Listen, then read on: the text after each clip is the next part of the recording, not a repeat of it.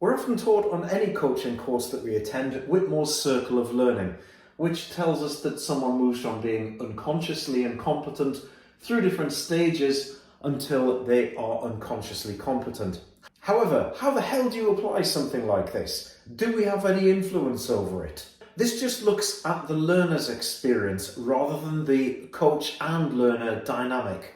It states that we move from being unconsciously incompetent, i.e., what does this mean? It means I don't know how crap I am.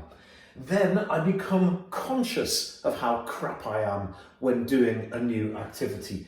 Then, with thought, I become consciously competent. And then when it becomes second nature, a motor pattern, something I can do much more easily, then I am unconsciously competent. That's what this model illustrates. Problem is, how do we apply it to coaching? Well, in fact, what you don't want is you don't want this. What you do want is this. Andy's circle of coaching awesomeness. TM. So this is how it works. You, as the coach, demonstrate and explain correct technique.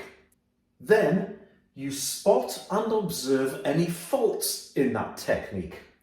At this point, you now give feedback to the learner so that they understand what they're doing. And this will form either visual, auditory, or kinesthetic feedback, or if you're good, a combination of all three. And then the important part,